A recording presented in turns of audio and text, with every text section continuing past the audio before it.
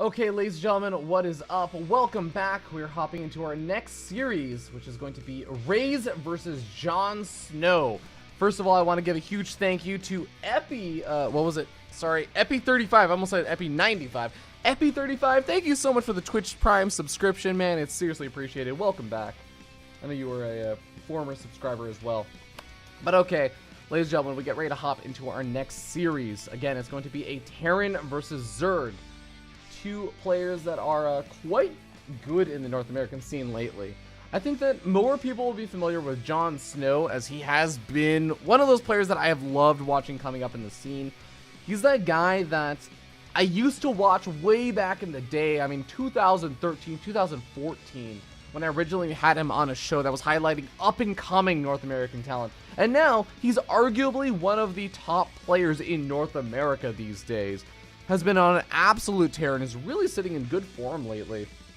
JonSnow has been an absolute beast, and has got a really good chance of being one of the players that actually qualifies for DreamHack Valencia through Challenger. But his opponent, Raze, I think is the one that less people will be familiar with from Sloth Esports Club. This guy is one of those aspiring Terran players out there, the very few Terran players in North America, that has actually got some hopes, saying, you know what, it's not just Masa and Semper at the top of North America. There are other good Terrans in North America, and I'm one of them. One of my favorite things about this guy, that I think if you're a big fan of players that actually just try things out, not necessarily in the, oh, I'm in a ladder game, let me try some random things out. I mean, even in competitive series, he will just say, you know what, I think I can make this work.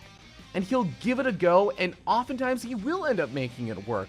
He's very, very adaptive, he's very innovative, and he's got some crazy, crazy meme builds. Give it up for Raze. This guy is so much fun to watch. I always enjoy watching him play. Granted, I think that sometimes he does end up struggling a little bit with the pressure. I know that, especially at DreamHack Austin, he made a really deep run, but eventually I think the pressure just ended up catching up with him, and he wasn't playing quite to the form that he felt like he could have played. So with WCS and a Challenger happening, he's already had a bit of that LAN experience, got a pretty deep run at DreamHack Austin. We'll see if he can translate some of that experience into some good old online victories in the winners round of 16. But okay, here we go, ladies and gentlemen. We're going to hop into Abyssal Reef for game number 1 between these two players. It's still a best of 5. We'll see you guys there.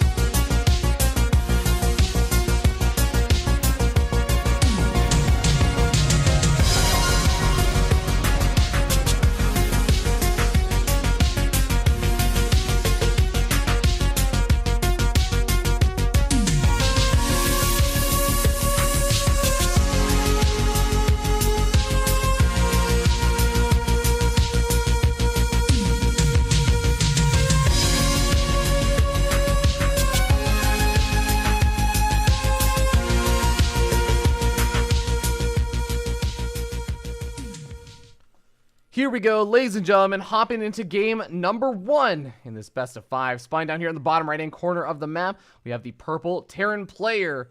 Give it up for Sloth Esports Club's Raze. And his opponent spawning up here in the top left-hand corner of the map, we have the red Zerg player from Storm Gaming, the Low Drone King. Put your hands together for JonSnow. And those who do not know him for his title as the Low Drone King, it's one of my favorite titles for him, alongside the King of the North and all that good stuff. You know, JonSnow, Game of Thrones jokes aside. But this guy has a history. I think it's less true these days, especially lately, but even still to an extent, JonSnow is one of those Zergs that feels much more comfortable on slightly, not massively lower drone counts than other Zergs, but slightly. He's not a no regret. He's not just going to be, you know, 16 like going for 16 drones and then just going massive Ling floods until he wins the game. He will do that sometimes, but not very often.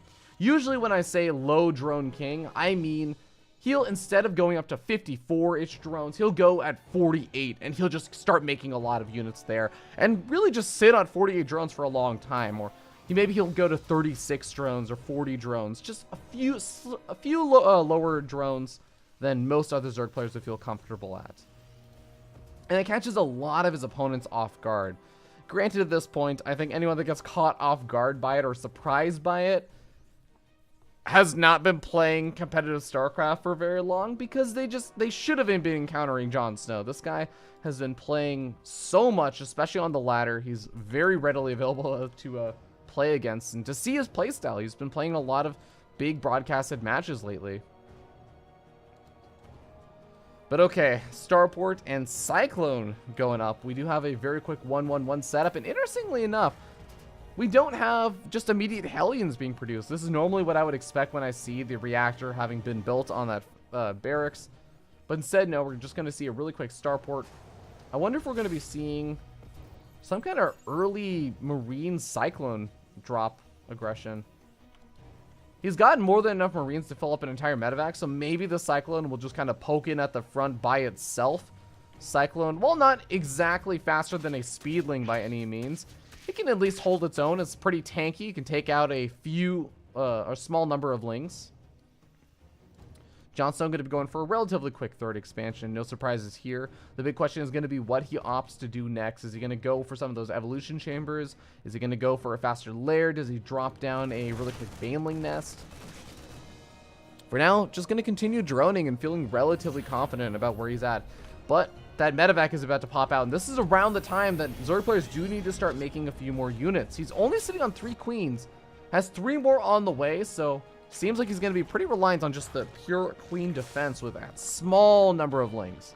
Not a lot, a very, very small number. But this is definitely a very odd push out. Not one that I've seen too often. We got 10 or so Marines and then just 2 Cyclones added in. Only takes out an Overlord and supply blocks JonSnow at a pretty important time right now, as he's not going to be able to make any more queens or any more Lings for a little bit. Spore Crawler burrows over at the front and gonna make it more annoying for Raze to ever push in with the medevac.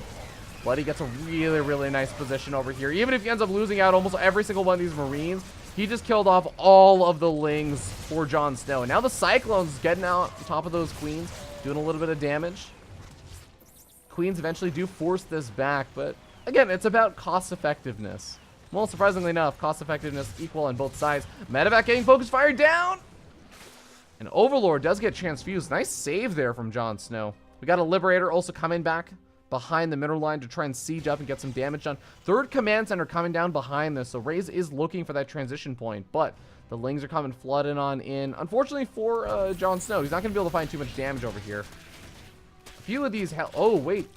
Raze, is he hiding the Hellions? Okay. He's going to pull some of them off, but not all of them. Note, he's not pulling all of them off, because what he wants to do is he wants to go in for a big follow-up Hellbat attack.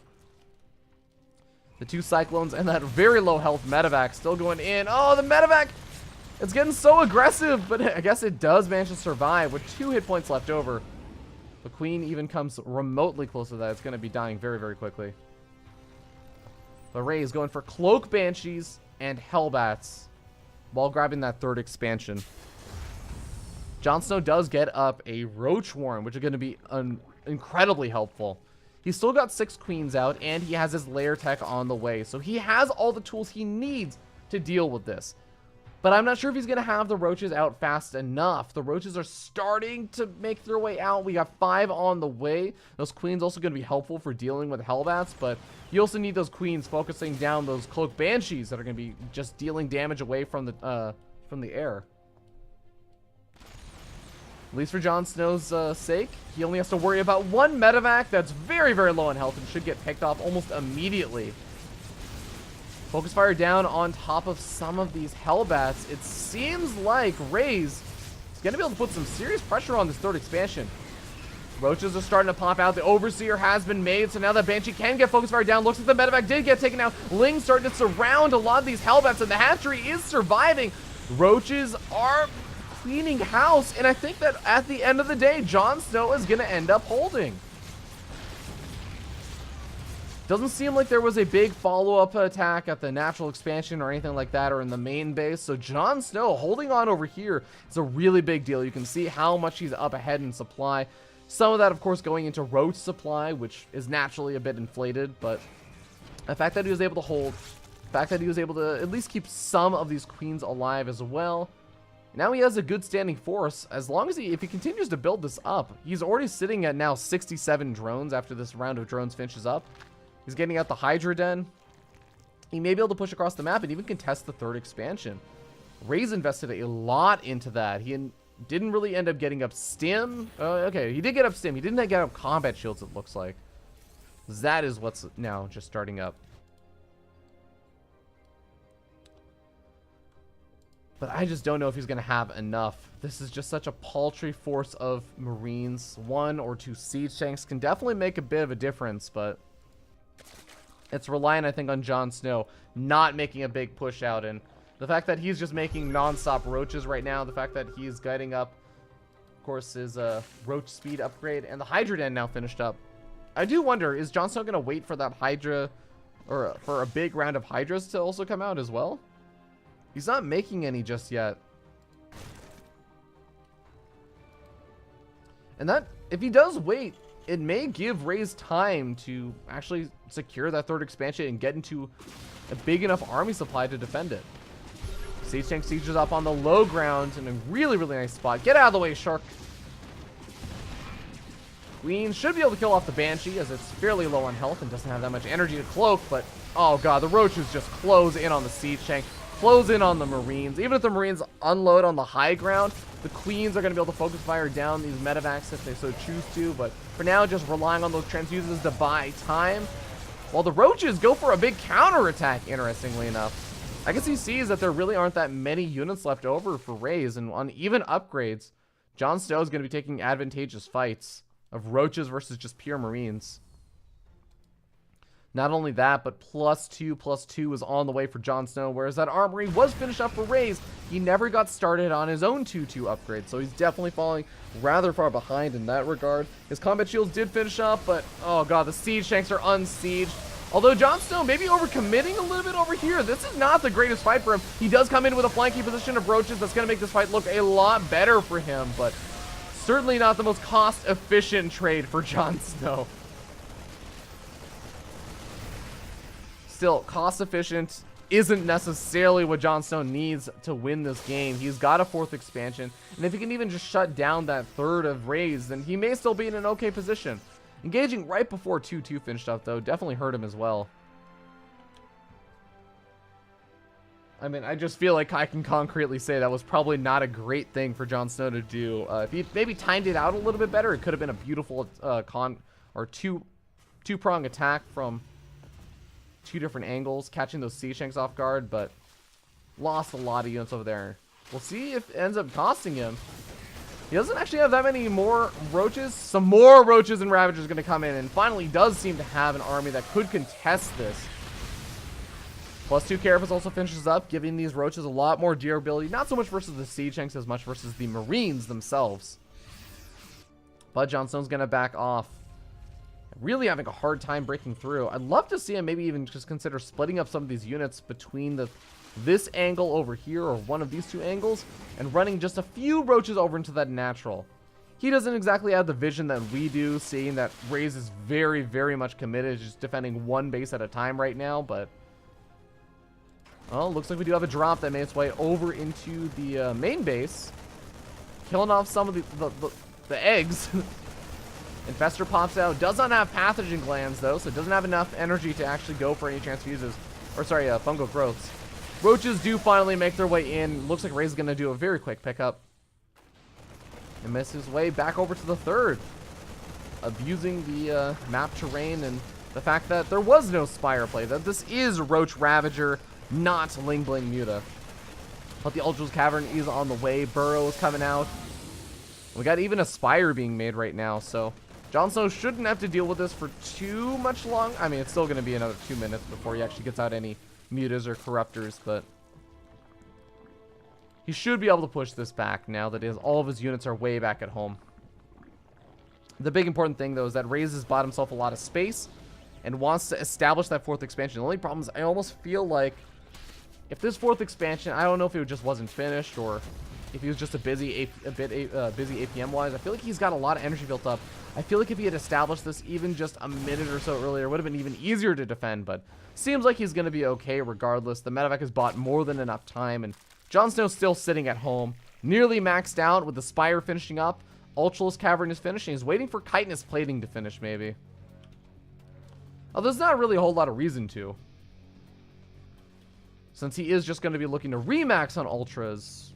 He doesn't actually need Chitinous Plating finished up for the engagement. He just needs them finished up in time for everything else. Oh, Spire almost got Focus Fire down. Raze with the double drop. Nearly gets some important tech, but just barely misses out on it. A Spire may not seem like a big deal, and we even see that JonSnow's just going to start remaking a second Spire. It may not seem like the biggest deal, but if there are a lot of Liberators that start coming out, or of course it's just more of that drop harassment that's been so annoying for JonSnow to deal with, that's how Raze can really turn the tide of things. But here we go. Raze is whittling away at this hatchery. A couple of infestors are out. They got a lot of energy left around as well. Both of these hatcheries getting relatively low on health. Infestor trying to make its way around.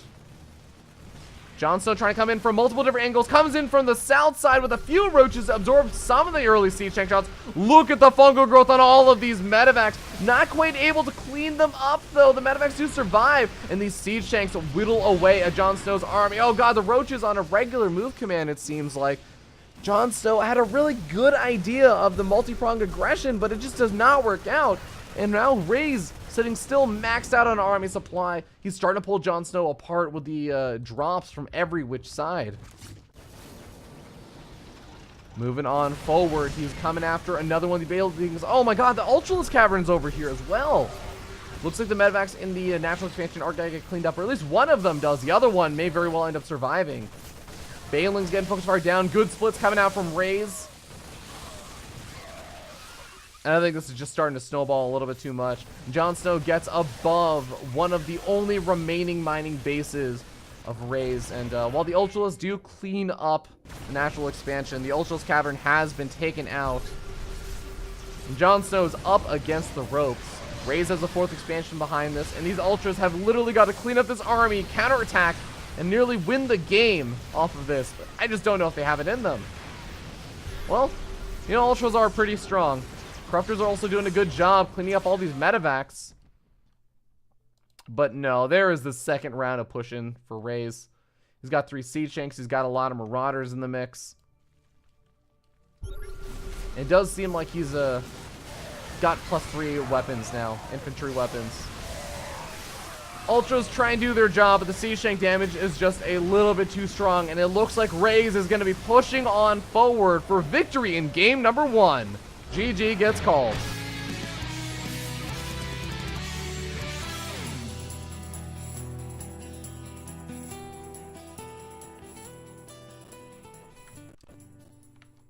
Okay, well, we do have Raze going up 1-0 in this best of 5 from the winners round of 16.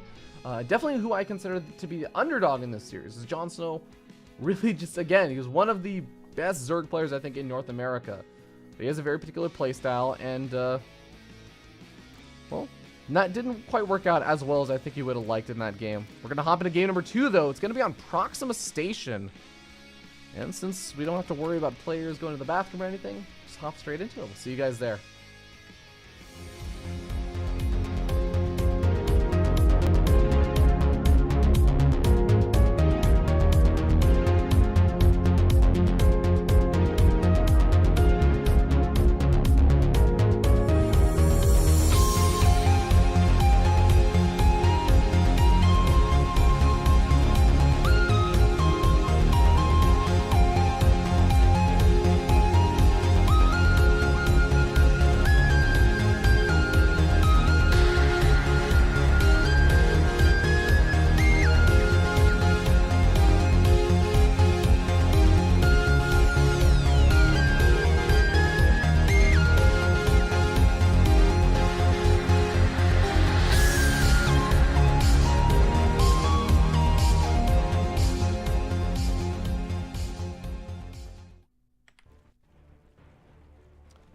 Here we are, ladies and gentlemen, hopping into game number 2, as I forgot to set up the scoreboard. As a note for anyone in the chat, and of course, ZZ, thank you so much, Zelzam. Please feel free, use your ban hammer at will for anyone that starts player bashing. It will not be tolerated in the chat. But here we go. Spawning up here on the top right-hand corner of the map, we have the red Zerg player from Psystorm Gaming sitting down 0-1. Give it up for JonSnow. And his opponent spawning down here in the bottom left-hand corner of the map, we have the purple Terran player. Put your hands together for Raze from Sloth Esports Club, sitting up 1-0 in this best of 5. As we hop onto Proxima Station, a map which is notorious for air harassment, liberators, medevac drops, and of course very easy to defend third expansions for Terran players. Mutas can be effective on this map, but oh man, it can get very, very dicey and hectic for, I think, any Zerg player on this map. And for that exact reason, I feel as though this must have been one of Raze's map choices. I have to imagine that Abyssal Reef was maybe the map that JonSnow opted to go for in game number 1 and was hoping to win on, but now Raze goes to slightly more favorable map choice. So we'll see if he can make something happen here. Look at this little cheeky play. This may seem like, oh, it's not a big deal, right? No, I want you guys to recognize this. This is about the ingenuity of Raze. So most Terran players will just go for the wall in over the top of the ramp and everything.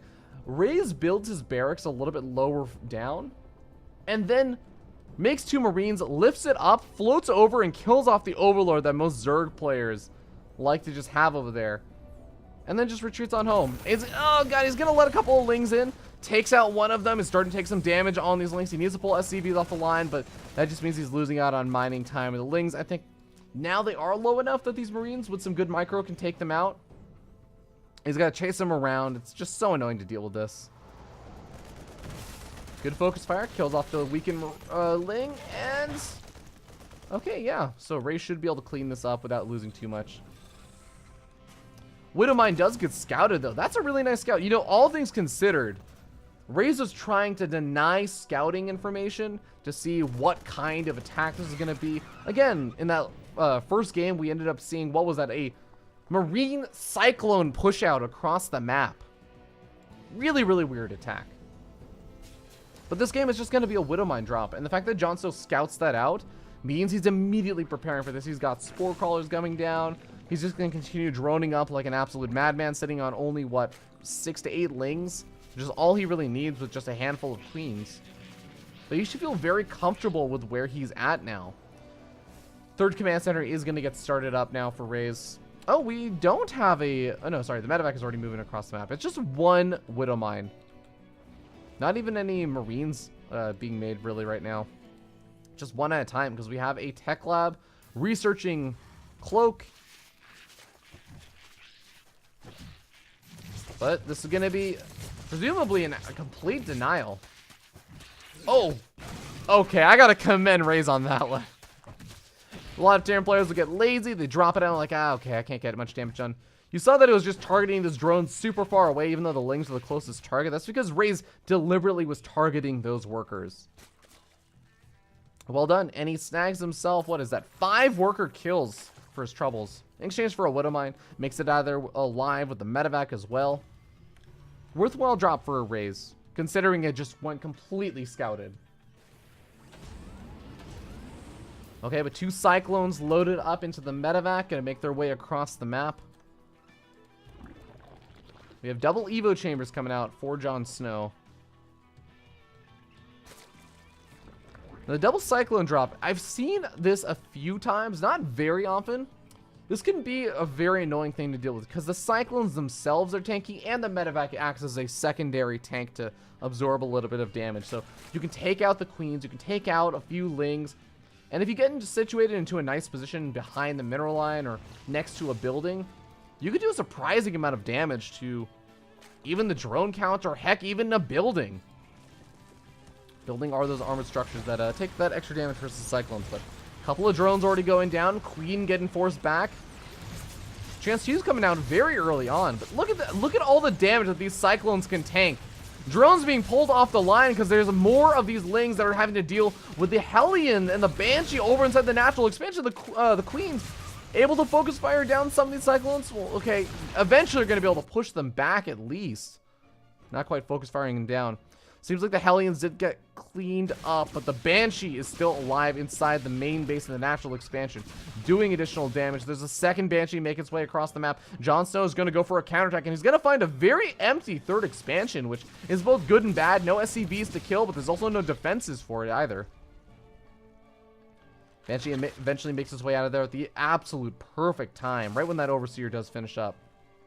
And this is all damage that was done while Spore Crawlers were already made. Well, the double Cyclone drop, looking to go back in maybe, without repairing up the Cyclones.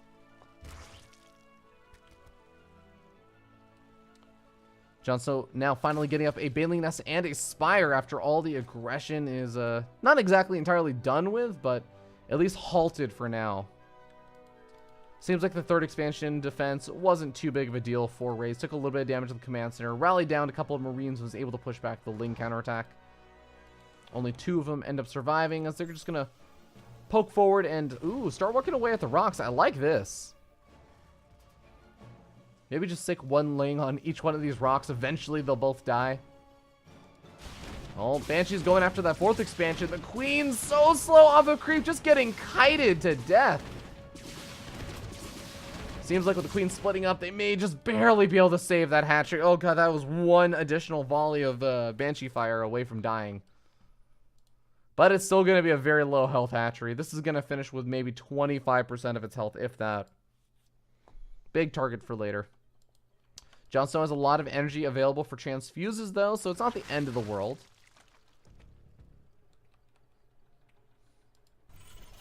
But the game is going to sort of calm down for a little bit.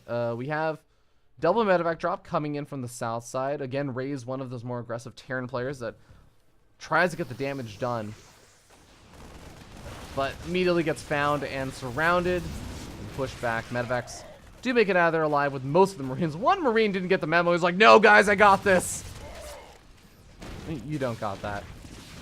Banshees, though, able to get some serious damage done inside the natural expansion. Not much of a reaction from JonSnow. The Mutas are making their way over here, and since they are running out of cloak energy, don't even need an Overseer to clean those guys up. Medevac also getting found. It looks like it took a little bit of damage from something. The other medevacs try and make their way back in. I love how many different places Raze is trying to get damage done with at the same time. The Cyclone's able to do a good amount of damage right here. The Lings will eventually be able to clean this up, and the Mutas clean up the rest of it. But still, Raze is just pushing in from so many different angles and keeping JonSnow a bit on the back foot, killing off workers left and right, and just taxing his APM, taxing his patience. But Infestation Pit is on the way, and it looks like JonSnow's patience has run out. He's looking to go into that Hive Tech, looking to get out those Infestors, and eventually get up to that Ultralisk Cavern. Interestingly enough, we're almost at the 10-minute mark, and neither of these players have finished up 2-2.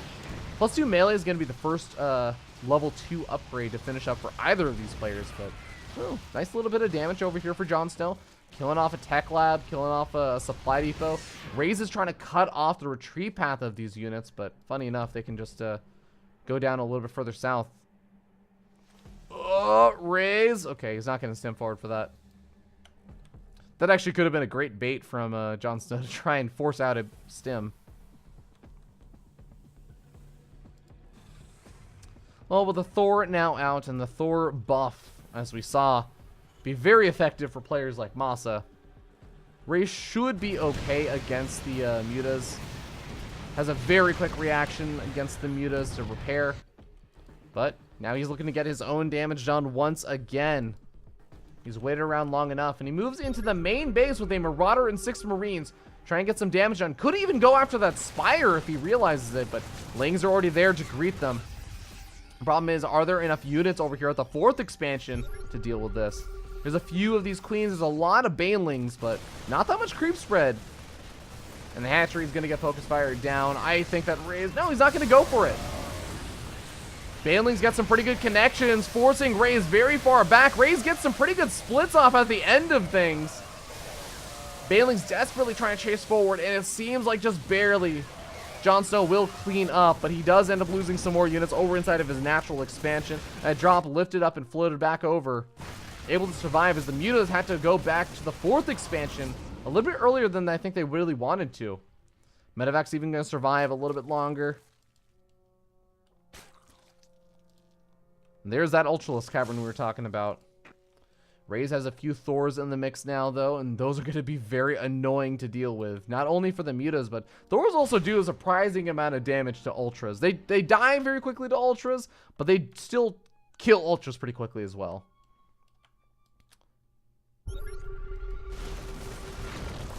Drop in the main base does get taken out as the Medevac gets taken out. The Muta's finding the armory. Okay, that's a really nice pick-off.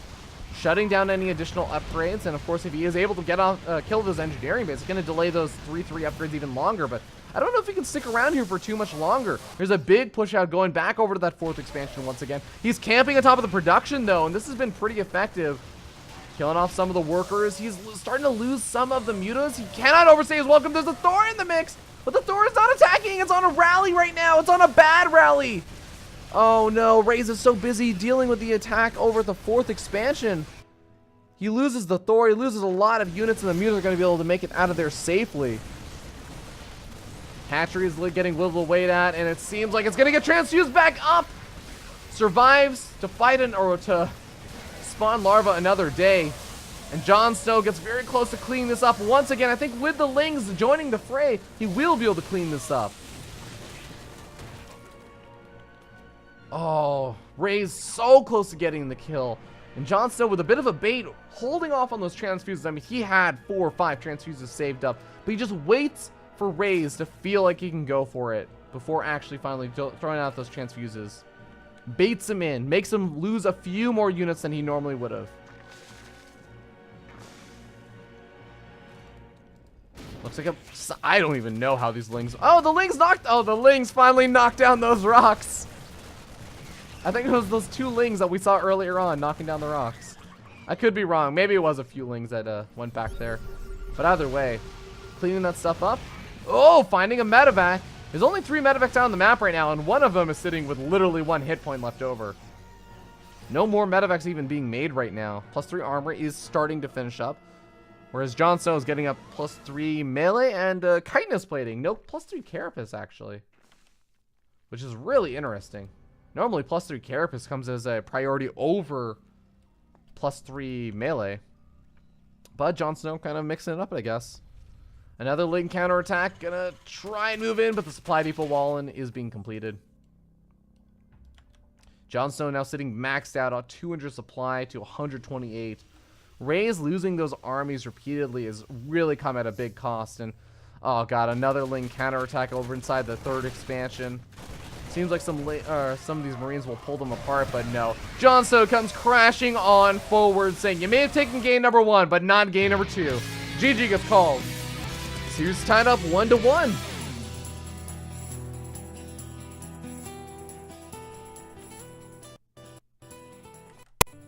Okay. And with that being said, we now have a legit series, finally! A series, I mean, this is only our 2nd series, but finally a series that is not just going to be totally one-sided, in terms of score at least. I still think Silky put up a valiant effort, but Masa's just really good. It's no offense to Silky, it's just like, Masa's really freaking good, okay? Like, he 4th grade Neeb last weekend. But we get ready to hop into game number 3 on Defender's Landing. Well, we'll see you guys there.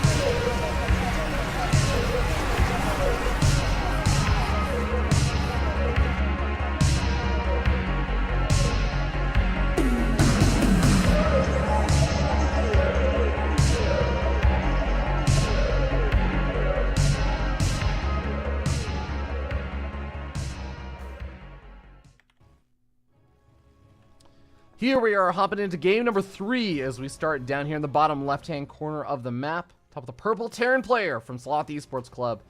Give it up for Raze. And his opponent spawning up here in the top right-hand corner of the map, going for a pool first with no gas. It's not a, I don't think it was a crazy early pool. I think it was still around like a 15 or 16 pool. Give it up for Storm Gaming's JonSnow.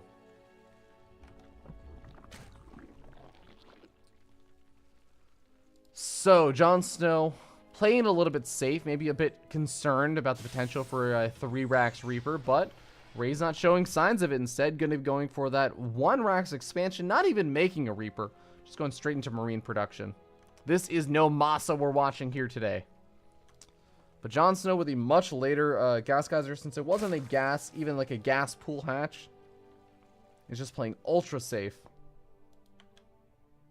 He's going to send a couple of these lings around the map. Oh, is he going to follow this up with aggression? So these lings can try and get over here, and because Raze didn't make a Reaper, this does become a little bit dicey.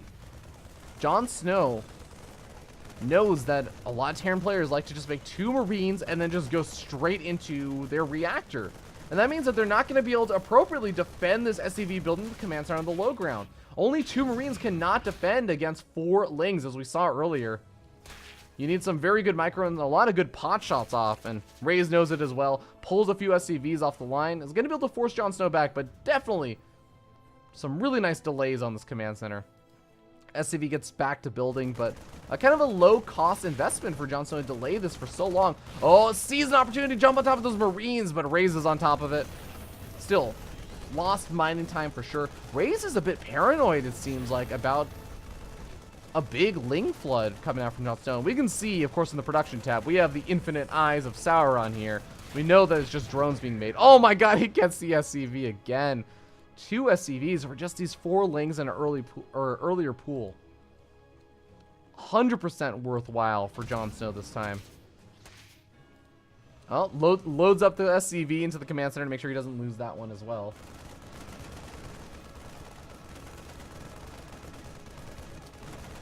Cooling tower will get knocked down eventually, though. I think Raze at this point knows, okay, yeah.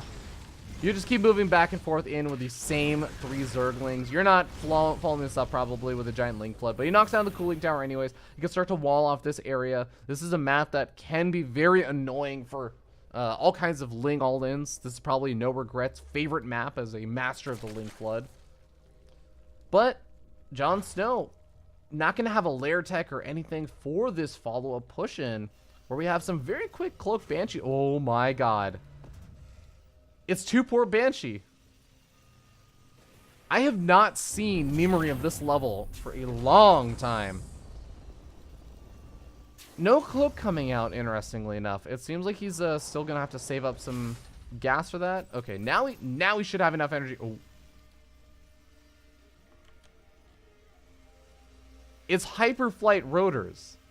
This is the Banshee speed upgrade for those who don't recognize this icon.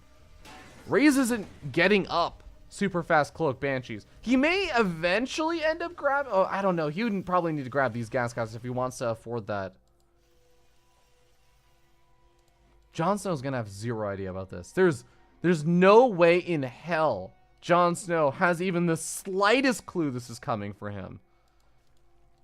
He may throw up some blind spores just because you have to be prepared for either Widowmine drops, and then there's also the potential for just Banshee harassment, Liberators. Spore calls are just nice things to have, but is he going to be prepared for Banshees that are just going to be running around frantically, outrunning Queens, kiting them around? Alright, there's one of the blind spores we were talking about. Baneling Nest also coming out alongside a Carapace upgrade. Very quick Carapace upgrade. Overlord runs in. I think it's going to scout out one of the tech labs. And he sees that it's on the Banshee, or on the starport. So he's going to be expecting the Banshees now. He's going to expect 1 Banshee, though. Maybe 2 Banshees. Although he may be one... Oh, wait, he saw another tech lab. I guess that technically could have been for the barracks? That could have been for just a really quick stim. JonSnow starts up a lair, though. And he's got 3 spore... Okay, I think JonSnow knows. Here's the thing. Raze is a player that has a bit of a reputation for doing this kind of really weird and crazy builds. So I think that scouting out the second tech lab was enough information for JonSnow to recognize, you know what? I don't just need one sport collar per base. I also need like one extra sport collar I can just maneuver around. I need up my lair tech. Now, funny enough, there is no cloak finished up just yet, but Hyperflight Rotors has just kicked in. Raze should be able to try and outposition. This is the important thing. He needs to outposition these queens. Pull them over to this third and immediately run over to the main base. Start getting some damage done over there. If he cannot do that, then this will be a big sunk cost investment that hasn't really paid off. He is delaying stim. He's delaying combat shields. His third expansion is at least on the way. He's got some Hellions to protect it as well. An Armory's also coming out. He's taking on the Spore Crawler. Loses one Banshee. Loses a second Banshee. Has a third Banshee that's very low on health. Oh, not the greatest trades for Raze so far. He needed to make a lot more happen off of this. He goes for the double factory. He's going into full-on mech, but I don't know if this opening is exactly what he was hoping for. I like that he calls down the mule to go for some repair, but he needs to actually repair. Raze, start repairing. There we go. You invest the energy into the mule, you gotta use it for the repair, man. That's some lost resources that you really can't afford to be losing right now. Command center does finish up in time, so we can lift this up. Not have to worry about canceling it or something, but the Hellions were there anyway, so that's a safe defense. Overlord does catch wind of where the Banshees are congregating, ready to swoop in for their next attack. Seems like Hydras are now going to be out, though, for JonSnow in this follow-up wave. Well, the mule is just going to sit back over here and say, well, have at it, friends. I got an Armory finished up, so the Hellbat attack joined in with the Hyperflight Rotor Banshees. Now these Banshees do have Cloak, but there's a Spore Crawler very close by. No Overseers, interestingly enough. Oh, Banelings just obliterate the Hellbats. It's not even close. The Lings don't even bother sticking around. They just go immediately home. Or I should say, to Raze's home. Going for the counterattack. Shutting down any mining at that third. The Hyperflight Rotor Banshees do make it back very quickly, so they'll be able to salvage at least the base. They're not going to be taking too much damage, but now the Hydras are here. Ling's even knocking down some of these supply depots. Just things are not going quite the way I think Raze wants it to. He's got out some Siege Tanks, though, and Siege Tanks can make or break the difference. Banshees versus Hydras, though, I mean, it's a battle of glass cannons. The problem is, I feel like JonSnow's glass cannons are going to fare a little bit better in these trades. Oh, God, the orbital command even turns around. That must have been a misclick. I think it was probably going to go down regardless, though, so we can at least take some peace of mind in that it wasn't the reason why he lost that orbital command. I think it was going to go down either way. Hive Tech going up, though. JonSnow feeling so confident right now, taking a fourth expansion. Oh, sorry, a fifth expansion. His fourth expansion just finished up. Now, the Banshees could go up to the top left very easily, kill that off. What is this? Cleaning bot. Very cute. But I think JonSnow is going to be the one on cleanup duty. As these Banshees starting to run a little bit lower on energy. Some of them, at least. One of the Banshees does go down. Hatchery was killed. Kills a second Banshee. Is one Banshee being remade at a time from that tech lab? In the meanwhile, Liberator's also being made. So this is the kind of big Doom army that Raze could turn a game around with. We've seen so many times Zerg players get to a maxed out army supply and then realize, I actually don't know how to break you. I have a better economy, I'm mining out the map, but I just cannot take a cost-efficient trade versus you. And at maxed out army supplies, both players, there's a point of diminishing returns. You can only have roughly 200 army supply. I say roughly because technically you can do some cute tricks with spine crawlers and canceling them. Inflate your supply beyond 200. Well, I do appreciate that Raze is still making use of the Hyperflight Rotor Banshee, seizing map control, shutting down creep spread. Wait a second. Wait a second. Oh, JonSnow, you cheeky son of a gun. Target fires down the tech lab. Target fires down some of the tech labs over here as well. Maybe even a reactor. But shuts down a lot of the production capabilities of Raze. It's going to hurt that Remax potential. Oh man, JonSnow getting prepared for a 6th round. Maybe on accident, I'm not sure. Yeah, I think it was on accident. But it's still going to be a nice position because now he's going to be situated to move in from 2 different angles against a mech army that is highly reliant on siege tank splash damage. Blinding clouds coming down though, and this should be a big cleanup over here for JonSnow. Even some of the locusts coming out, swooping in on top of some of the remaining hellbats. And JonSnow, he loses a lot of his army supply, but he can afford to replenish his army. Raze cannot. The Banshees, if nothing else, they do secure this top left-hand base. The reptile crate gonna be the one. Or I guess the there's two spectators to this massacre on the hatchery. Overlord's still there. Leave one larva to tell the tale of the massacre that happened earlier. Well, Raze does not have a 4th expansion. I'm not going to sugarcoat this, ladies and gentlemen. Things are looking very grim for him. He's sitting at half the supply. Almost 80 to 90 supply down. JonSnow has Vipers. JonSnow has better upgrades. JonSnow has Swarm Hosts. He has free units. What more could you ask for? Well, planetary fortresses are good, but slowly and surely that health is getting whittled away. And JonSnow is going to take game number 2. I'm sorry, game number 3 for his 2nd victory.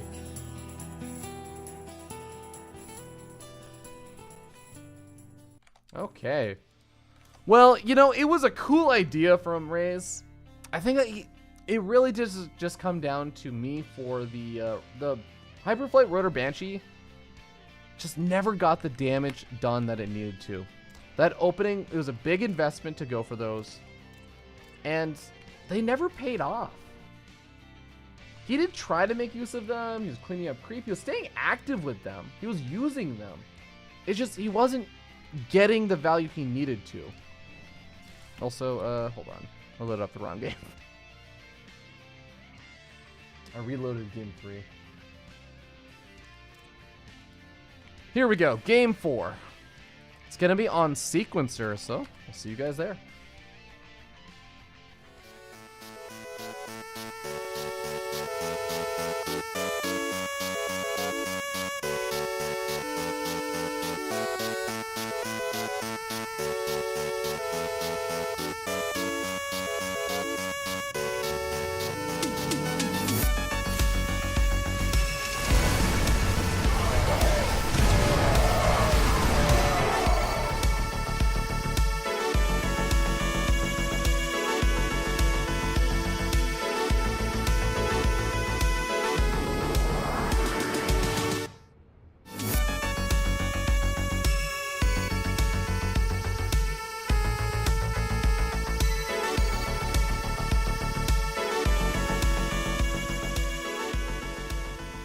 Here we are at match point, ladies and gentlemen, as we start up here in the top right-hand corner of the map. Top of the purple, Terran player from Sloth Esports Club. Give it up for Raze. Tossing out some pretty funky builds, but this man down here in the bottom left, defending them with ease. Give it up for Psystorm Gaming's very own JonSnow, the Red Zerg player. Raze going for the 2 racks on the low ground. Are we going to be seeing a 3rd barracks somewhere? Oh, yeah. He's sending out that SCV. I see you. There it is. 3 racks Reaper, as he's got that gas geyser, of course. It'd be very odd to go for 3 racks without gas and just rally Marines across the long distance that is Sequencer. That would be very odd. If you're going to go for the Marines, you at least go for the proxy barracks, like Masa does. But JonSnow does not go for a pull first this game. So Raze at least getting a little bit lucky with that. Pull first generally considered to be one of the stronger openings against a 3-rack Reaper. Makes it a lot easier to hold off. But when will JonSnow actually identify this? Sequencer, again, a map Very, very long distances across the map. You will probably end up seeing the second Reaper almost at your natural expansion. Normally, I would say, before you end up seeing the second barracks. But because Raze ended up putting these a little bit further forward, the Overlord will spot out the 2 barracks and identify this relatively shortly. First Reaper making its way in. Still got some drones being made. Reaper damaging itself a little bit. And JonSnow knows. He knows about the 3 racks Reaper now. And immediately he's planting down a 3rd hatchery. I think he must have had that queued up for a moment. Because I don't know if he would be making a 3rd hatchery if he realized this is going to be a 3 racks Reaper. Can you afford to do this? Raze, this is about the best opportunity I think he could ever ask for. It's a hatch first. There's a 3rd hatchery, a sunk cost over there. That's not going to be very useful. 300 minerals not being utilized on spine crawlers, additional queens, or just even more lings. Queen's also missing out on quite a few of these larva injects. Because JonSnow trying to save up some of that energy, maybe for transfuses. No, just finding an opportunity to. Raze doing a nice job, not losing any of these Reapers. That's the most important thing. Keeping all of them alive and getting some good damage done on some of these queens. But now scouts out the 3rd expansion. Does a little bit of damage. It says, you know what? I can come back for that. There is a bit of danger that now is going to be coming into effect, where Raze has to be very, very wary about JonSnow coming in with reinforcements from the back. But whoa, what is this? JonSnow coming in with cutting off the reinforcements with a few speedlings on the outside of the map. I love this play. I love it when Zerg players do this versus the 3-racks Reaper. Catch those rallying in Reapers and force your opponent back. Look at this. All of these Reapers have to retreat home. JonSnow gets time to drone up and get some more lings out. It's all about escalating numbers. Now, Raze did not just go fully all in on the Reaper play. He's still making more Reapers, but he's got a 3rd barracks coming up. Or sorry, 3rd command center. And there it is. We got to see this from Masa earlier on today. We got 2 more barracks. It's going to be mass Reaper production. 5 Reapers at a time. We're going to be seeing an engineering bay pretty soon. Oh my god! No! Raze taking a bit of damage over there as he had a move command on a lot of these Reapers. Ends up losing 2 or 3 of them. 3 Reapers go down. A lot of these Reapers very low on health as well. He does have a full wall he can retreat back to, but now he's no longer being aggressive out on the map. JonSnow up to 34 workers, and while he is still just making mostly just units right now, and Raze will be able to play a little bit of catch up, JonSnow got away with a faster 3rd hatchery. He has extra larva. He's got, I guess, just a better economy to boot. You can start mining from that almost immediately, and yeah, now you can see he's starting to pump out those drones to make use of that 3rd. He's got up the double Evo chambers as well. JonSnow's got to be feeling good about how this defense worked out. I think it's reflected in the supply as well. Almost 20 supply up. Well, fast +1/+1 coming out from JonSnow. There is no engineering bay, interestingly enough, coming out from Raze just yet. Normally you do see that. Especially since he's got the gas geyser at his natural. Both of those gas geysers. He's got 4 gas. Where is he going to be spending it, though?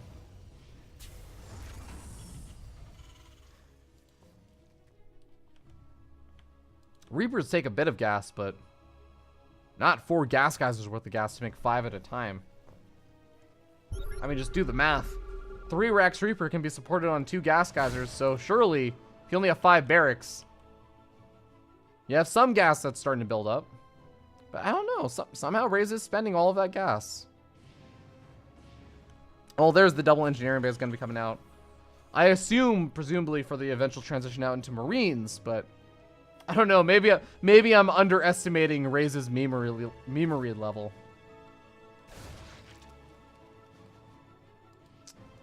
A couple of lings, just going to keep an eye out. Also want to note that Raze went for the in-base 3rd, which means that it only has 6 mineral patches and 1 gas geyser. It is not as good of a 3rd base as the one that JonSnow has. So he is committed to making something happen earlier rather than later. But this is a lot of Reapers, and if they find a good position, they can dart in between the main base, the natural, and the 3rd. abusing these kind of cliff faces. And the Reapers might actually outnumber the Lings here. There's a lot of Lings on the low ground. Gonna prevent the running away of these Reapers, but I don't think these Reapers have to run away. They're just gonna stay on the high ground. Queen's gonna be absolutely useless here, as well as they almost get one shot by these Reapers.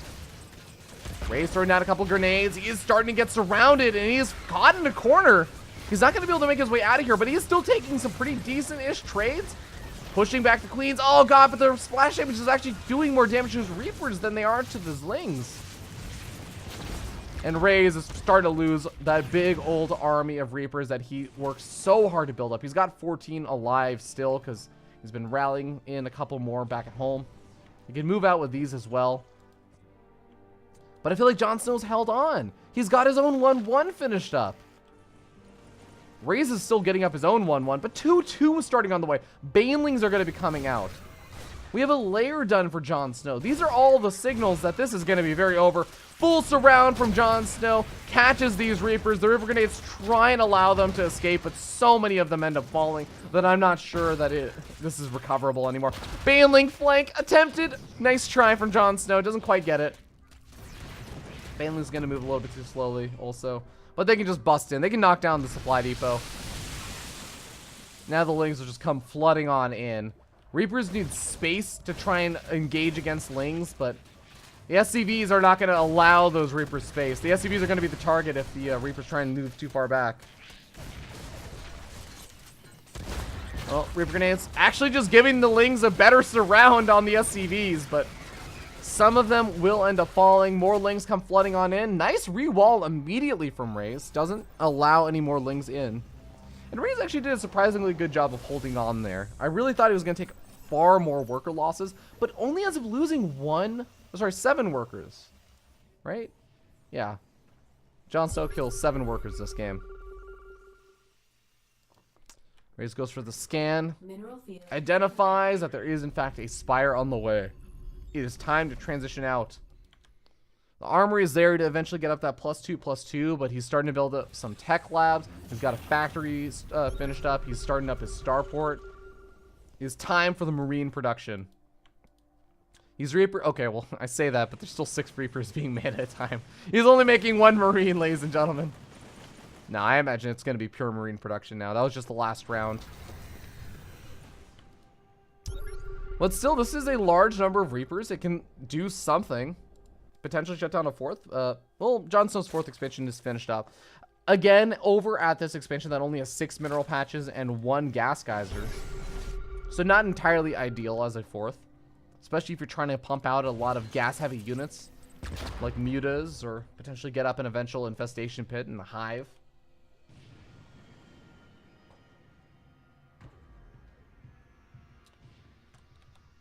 "19 Reapers. What a weird game. I mean, I've seen the Mass Reaper play. I've seen the 5X Reaper, but I haven't seen it play out quite like this before. Raze going to be sitting very far behind in upgrades, though, and that's going to really hurt him. As 2-2 now finished up for JonSnow, and Raze still a good few minutes away from it. Reaper's just going ham on top of the drones, though. Don't give a damn about those mutas, as he knows these Reapers have a limited lifespan now, so might as well sack in and get the damage done that you can. Get some good scouting information as well. Confirms how many mutas there are. Confirms that there is no infestation pit, or at least has a good sense of it now. But a massive rally across the map from JonSnow. He knows he's taking out the Reapers, and it's now time for him to try and make something happen. Only 1 medevac out right now. Stim is just barely finishing up. He does have combat shields finished up, though. With the rocks knocked down, Raze is going to be in a really difficult position. He doesn't have a wall to fall back to. And here we go. There's not even that much room to split up his Marines. Stim is still not finished. It's not finishing for another few seconds. Oh my god. The Marines just get obliterated. Now Stim is finished. Okay, we'll go ahead and split your army up, Raze. Oh, GG, well played gets called. And JonSnow takes the 3-1 victory over his opponent. Oh, that timing. Oh my god. Poor Raze. That is so painful. I actually just... Oh, I already hit the score screen button. I returned the game. I was gonna go and like look at the exact timing of that, but that was so... Oh. Poor Raze. Gets knocked down to the loser's bracket. Was not out of Challenger just quite after that loss. He still had a good opportunity to make a run in the loser's bracket. Of course, again, for those who missed out, since I think we have a lot more viewers than we did when I initially started the stream and I explained this, we're wondering what exactly this is. What does it mean by unbroadcasted games or unbroadcasted day one? These are all replays from yesterday's WCS and a Challenger. Challenger used to be this awesome thing. I mean, Challenger and Premier, just the WCS system for Challenger and Premier used to be this really cool thing that people would get excited about, people would talk about. You have all these interviews coming out, and we recently have had those interviews thanks to Wax Angel. Tossing some of those out. I really have been appreciating those. To get to know your Challenger League players, your WCS NA Challenger players in Australia and Europe, etc. But lately, I feel like Challenger has lost a lot of the hype. It's lost a lot of the excitement. To me, a lot of it is because we don't have all the games broadcasted. It feels just like this is just another qualifier for something. I don't want that to be what this is about. I want this to be where the finest of North America face off against each other. This is one of the most quote-unquote stacked North American brackets you could possibly have. I mean, you have players like Masa, you have players like Neve, you have players like the up-and-coming players like Raze. You have some of the newer, I would say, top players like JonSnow. You have the well-renowned players that have been around for such a long time have been a foreign hope like Scarlet. There are so many awesome players and so many stories to tell. You had QXC who came back from out of nowhere, left field, because he decided to play Heroes of the Storm with Semper, and Semper told him, hey, you know, there's this qualifier. You should go play in the qualifier just for the hell of it.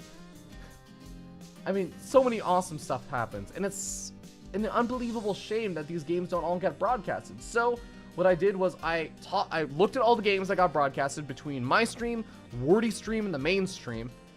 I found all the games that weren't broadcasted, and I asked all the players to send me those replays, and that's what we're doing. We're covering them. So we just finished our second series. If you wanted to see Monster vs. Silky, that happened earlier. All the VODs are always freely available on my channel over here on Twitch, and of course I also upload them all to YouTube if you're watching this over there. It's all at FearDragon64 if you're interested in checking that out. But the next game we're going to be checking out is Puck versus Game Time. Following that up, we're going to be hopping into Volts versus True. Then we're moving to our losers bracket matches, because these have all been games that were played in the winners round of 16. I want to remind you guys, no spoilers will be tolerated in the chat. If you spoil anything, it's not just a timeout, it is an immediate ban from the channel, and no, you will not be unbanned. Okay, Puck versus Game Time. Now, we're going to hop to a short break because I have, let's see, 3 more best of 5s left over, because I think one of the losers bracket matches, they thought it was a best of 5 because the first season of Challenger was a best of 5 in the losers bracket. They changed it for the second season of Challenger, made it best of 3s instead. But I still have 3 best of 5s left over and 4 best of 3s.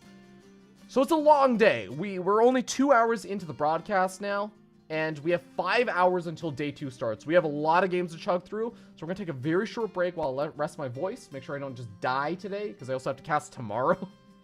But we'll be back in a little bit. Thank you so much for watching. See you in probably about like 30 seconds to a minute. I really